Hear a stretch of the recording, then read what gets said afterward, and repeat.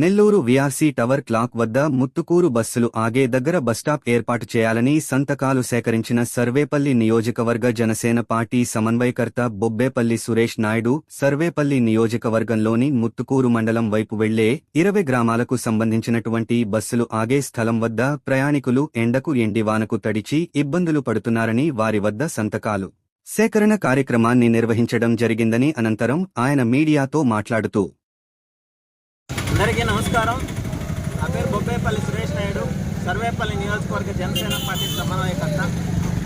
సర్వేపల్లి నియోజకవర్గంలో ముత్తుకూరు మండలం, Krishnapatnam port, oil కంపెనీలు, పవర్ ప్లాంట్లు, దేశ విదేశాల నుంచి, ఇతర రాష్ట్రాల నుంచి ఎంతోమంది అక్కడ జీవనోపాధికి వచ్చి రాకపోకలు జరిగేటువంటి పరిస్థితి.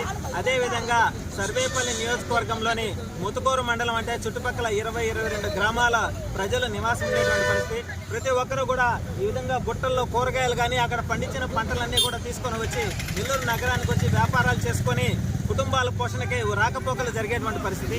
మహిళలకు ఉచిత బస్సు అయితే ఇచ్చారు, కానీ ఈ వీఆర్సీ సెంటర్ అంటే నెల్లూరు నగరానికి నడుబొట్టు వాటర్ టవర్ క్లాక్ దగ్గర బస్సుల కోసం, ముత్తుకూరు బస్సుల కోసం వెయిట్ చేయాల్సిన పరిస్థితి. అయితే ఇక్కడ వాన వస్తే తడవాల, ఎండొస్తే ఎండాల, కనీసం బాత్రూమ్ పోవాలన్న వసతి లేనటువంటి పరిస్థితి.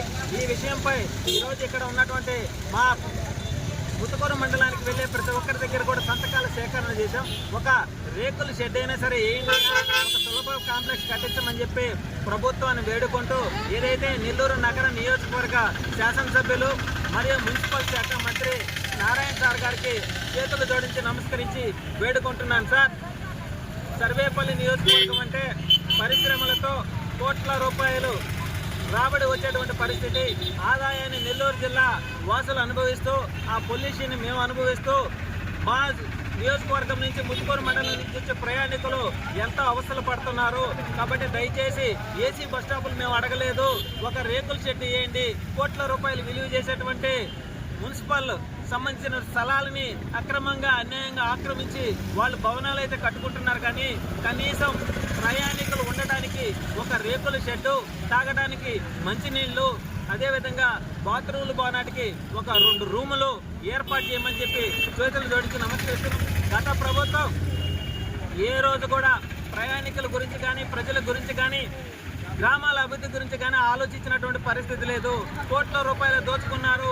సర్వేపల్లి నియోజకవర్గంలో అయితే ఈ రాష్ట్రంలో కనీవిని ఎరగని రీతిలో గత 5 సంవత్సరాలు దోపిడీ జరిగింది.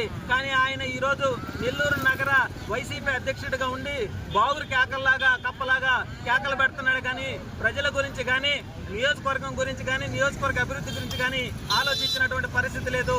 ఎర్ర టెండలో కడుపు, కుటుంబ పోషణ, వీటన్నిటి కోసం బుట్టలు ఎత్తుకొని వచ్చి ఈ చెట్టు ఉంది కాబట్టి ఏడున్నారు, లేకపోతే ఎక్కడ తలదాచుకోవాలా, వర్షం వస్తే ఎక్కడ తలదాచుకొని బస్సు కోసం ఎదురు చూడాలా, ఇవన్నీ కూడా దృష్టిలో పెట్టుకుని మున్సిపల్ శాఖ మంత్రి గారైనటువంటి నారాయణ సార్ గారిని చేతులు జోడించి నమస్కరిస్తున్నా.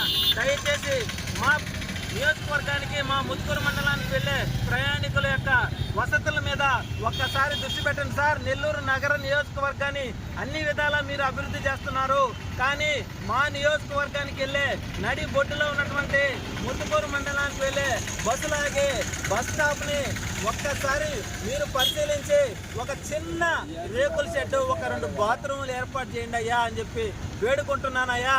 కూటమిలో భాగంగా మాకు శక్తి సామర్థ్యాలు లేవయ్యా, కాబట్టి ఉంటే నేనే ఒక తాటాకులతో పందిరేని వేసేవాడిని. ప్రస్తుతానికి మా పరిస్థితులు కూడా అంతంత మాత్రమే ఉన్నాయి, మీరు చేయగలరు. కాబట్టి దయచేసి చేతులు జోడించి నమస్కరిస్తున్నా.